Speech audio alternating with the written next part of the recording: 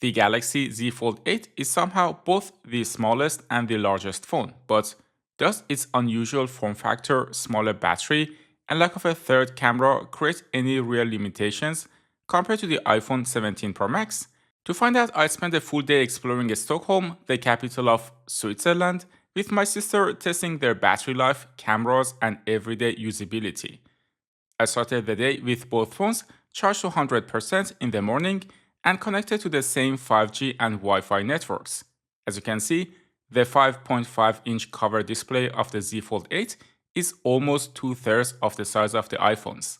I opened the Fold to use the larger 4x3 screen and watched YouTube for some time. Meanwhile, I had breakfast with some Swedish wild blueberries and muesli. An hour later, the iPhone had 96% battery left, while the Galaxy had 93%. We then went out and navigated our way to the Mariaberger district. When taking pictures of the station, I noticed that the iPhone photos were more contrasty, while the Galaxy had raised shadows. Another noticeable difference was the iPhone produced warmer skin tones than the Galaxy, and the colors were deeper. The bus was about to arrive, so we took it to our destination. Stockholm is a lovely place to take photos with its old architecture. Here again, you can immediately see that the iPhone photos has lots of contrast, while the Galaxy one is brighter throughout the picture. When it comes to HDR processing though, they both did a great job, and as you can see, the sky is visible in both. The second camera on the Galaxy is an ultra-wide one, something that of course the iPhone has also. Both have rather wide ultra-wide cameras, which is nice for taking photos in the city. The color science is very consistent, a darker, more contrasty look on the iPhone, and a more vibrant sky on the Galaxy. I took this photo at 5 times zoom, and despite the Galaxy not having a telephoto lens, the quality is rather good. Went to the top of the hill to take photos and videos of the city, and here I noticed that the iPhone footage had a green undertone. Since the iPhone main camera sensor is larger than the Galaxy's, you get more background blur, which is nice. Here in this picture, you can see that the iPhone's green tone is very deep, while the Galaxy has a more vibrant one.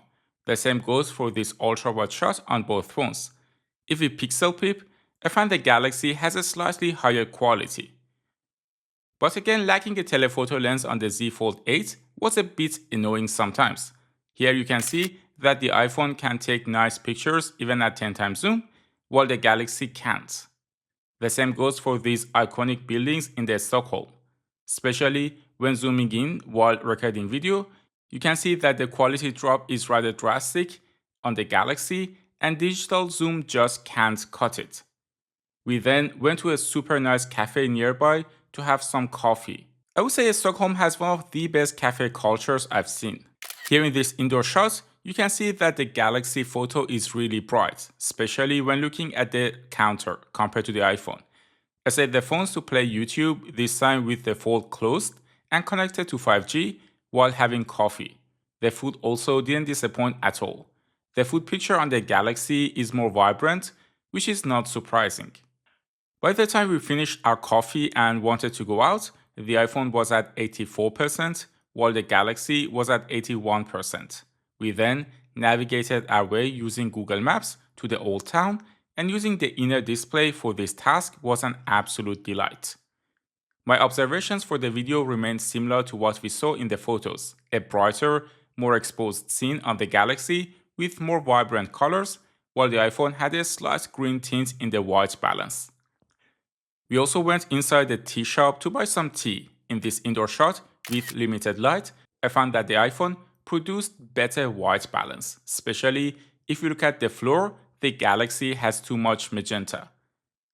We continued our way through the streets of the Old Town, and I would say that in such a situation, the difference between the two phones when it comes to the camera is negligible, and they both produce good quality photos. Even when zooming 5 times, the Galaxy still held up pretty well. Even though you could see that the quality was not on par with the iPhone, it was still acceptable. Of course, if you start to pixel peep, you can clearly see that the Galaxy lacks detail when you zoom further on the subject. For stabilization, surprisingly, I found the Galaxy to be slightly better, maybe because it is shorter and easier to stabilize, or maybe because of the smaller sensor. When taking videos of the sea, once again, it was very obvious that the iPhone had a green tint in the white balance, while the Galaxy was very vibrant in the blues of the sea and sky. The same observation applies here in the photos, and I think this one really shows what I've been talking about throughout the video. I also found a very fun bookstore in the city center that sells only fantasy books. Here, in this low light situation, the Galaxy did a good job despite having a smaller sensor. The same goes for this picture of the Brandon Sanderson book. He is one of my favorite authors. Speaking of which, I'm currently reading his latest book on the Z Fold 8, and it is a great experience, something like a Kindle, if you may. We then found our next cafe destination. Here, in another low-light situation, I didn't find any meaningful difference or disadvantage for the Galaxy Z Fold 8, and the video processing is rather good.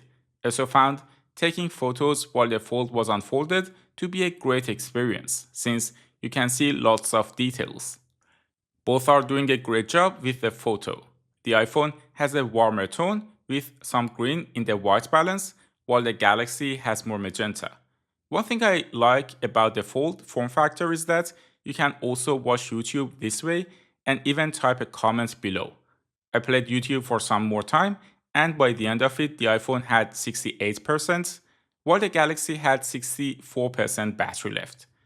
On our way back, I took a selfie. Of course, the iPhone has a better selfie camera with a rectangular, wider sensor, but remember, you can use the cover screen of the Fold as a viewfinder and use either of the main cameras as a selfie camera. That said, on the Fold, I'm out of focus here for some reason. When we went inside, we painted with my friend's kids, and I also took some photos of her. I don't want to show the photos, but just trust me on this one, the Galaxy was in fact blurrier when she was running around. At this point, the iPhone had 53% battery left, while the Galaxy had 49%. I then uploaded all the photos to Google Cloud and reviewed the day on both phones. I also read for half an hour on each phone. By then, the iPhone had 49%, while the Galaxy had 44% battery left. I left both phones on the table overnight, connected to 5G and Wi-Fi, and by the morning, the iPhone had 43%, while the Galaxy had 37% battery left. So, very obviously, battery life on the Z Fold 8 is not an issue. It is very close to what you get on the flagship phone, like the iPhone 17 Pro Max, and even with 4 hours of heavy use outside, the phone still had quite a bit of battery left.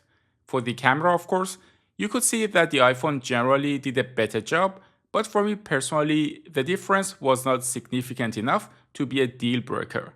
More importantly, I find the Galaxy's form factor much more enjoyable to use compared to what the iPhone or any other phone offers. Maybe you also want to know how the Z Fold 8 compares to the S26 Ultra. In that case, you can watch this video next. Thanks for tuning into Tecmo, and I will see you in the next one.